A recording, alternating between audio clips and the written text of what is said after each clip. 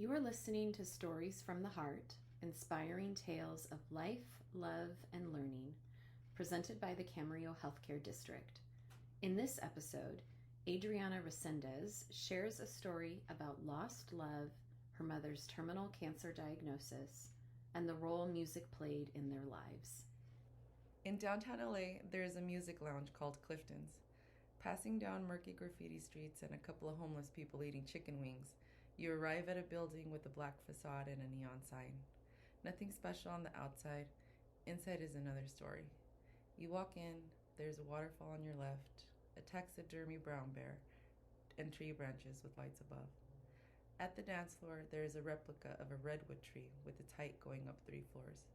There is a disco ball hanging from one of the branches, spinning and illuminating the walls that are painted with a forest. At the bar, I order a drink mixed with moonshine and Aperol. A remix of Fleetwood Mac's Everywhere is playing by the DJ. I make eye contact with another taxidermy animal, a deer, staring at me while he pretends to graze on some fake grass. I take my drink and I start to groove. The last outing I had with my mother was at the Hollywood Bowl in August 2014. We went to see John Williams in concert. Listening to the scores of Jaws, Jurassic Park, and Harry Potter, I notice she looks uncomfortable, staring straight ahead pensively.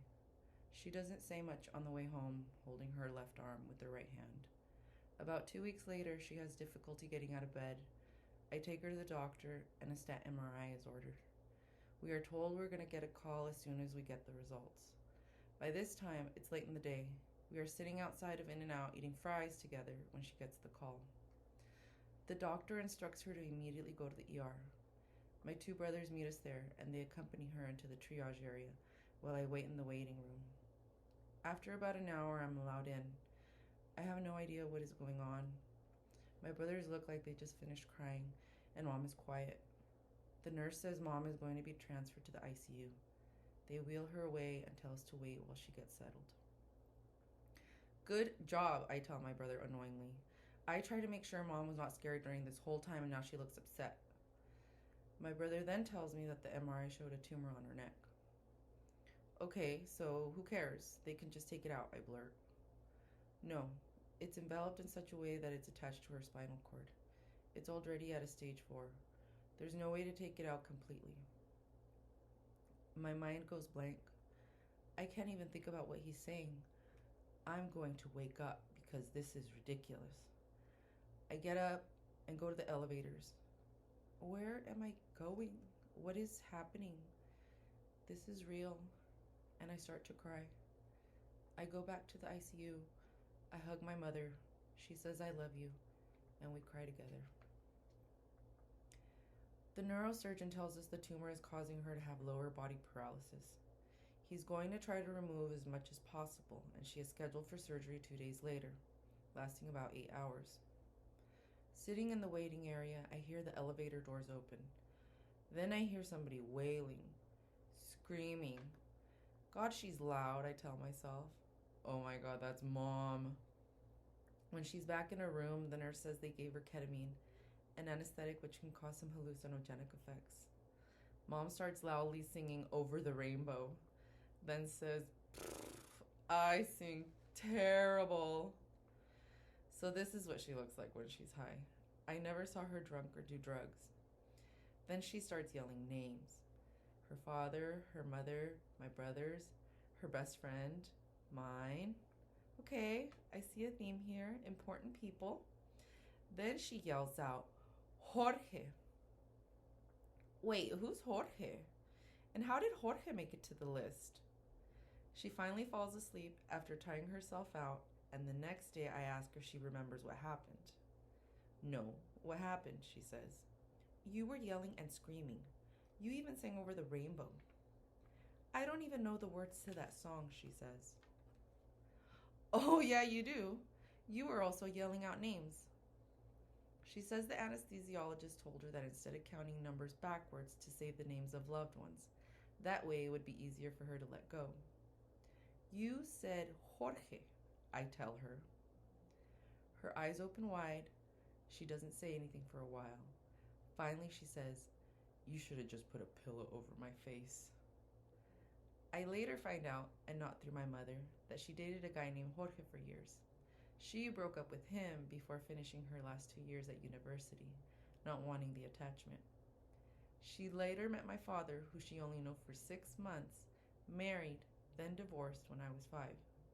It was inconceivable to me she did this because she was always so rational and methodical, and in perfect Mexican tradition, she never talked about it and pretended it never happened.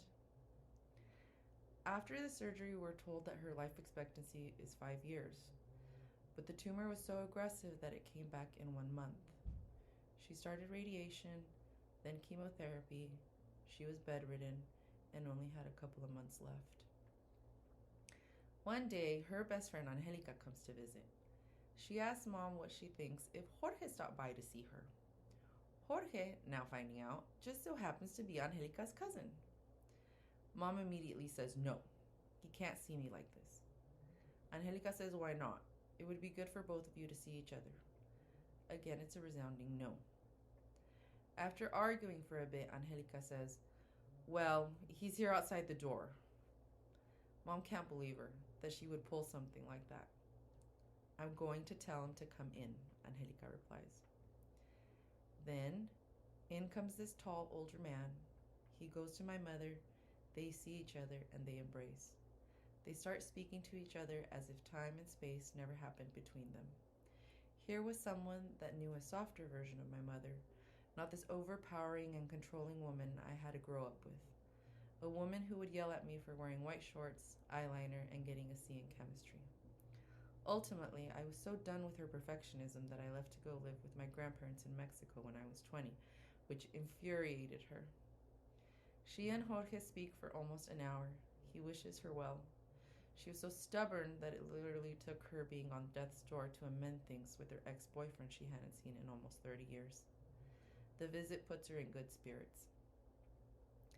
Because she was bedridden for the last few months of her life, we sat and listened to music of her choice.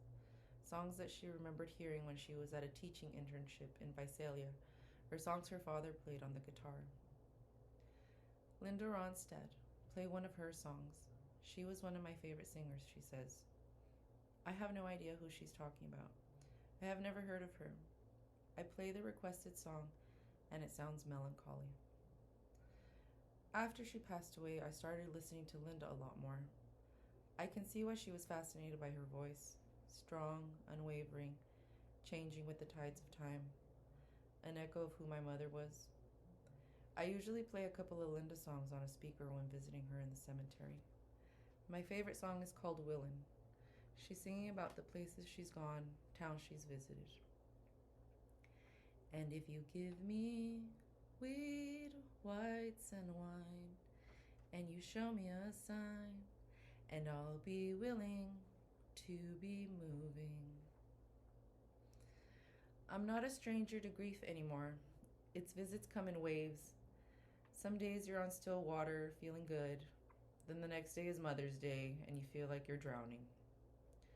Listening to Willin' on this particular day at the cemetery, I close my eyes, and it's as if Mom is speaking to me.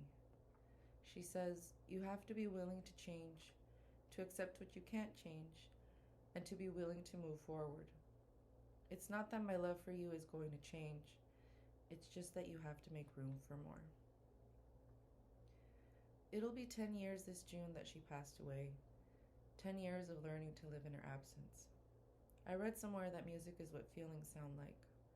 I hear a song and it takes me to her. In Nashville, a choir of high school kids sing Light of a Clear Blue Morning by Dolly Parton. In Mexico City, the taxi driver plays a Juan Gabriel song she used to sing. In Paris, I visit Frédéric Chopin's grave at the Père Lachaise Cemetery. There is a gravestone nearby that has the name Esther on it, her name. In Rome, there is a group of priests singing in Latin, reminding me of times she would take me to church. At the Art Institute of Chicago, I'm humming Please, Please, Please, Let Me Get What I Want by the Smiths, a song played in the movie Ferris Bueller's Day Off, which we always watched together. She was someone that loved, took risks, stood her ground, and was faithful to herself. In the end, the only regret she said she had was not being able to spend more time with us. With the years passing, I see my mother not just as my mother, but as a woman with hopes, feelings, and fears. She goes with me everywhere. Thank you for listening to Stories from the Heart, inspiring tales of life, love, and learning, presented by the Camarillo Healthcare District. If you would like to share your story, please visit camhealth.com and fill out our form under Share Your Story. You'll work with a storytelling coach to fine-tune your story for broadcast. We are looking for people to share health or caregiver journeys, to talk about personal experience, moments in time, and lessons learned while navigating life. These life stories will paint a visual picture with words. They should be 5 to 10 minutes long and must be primarily about the storyteller and their truths, experiences, and emotions.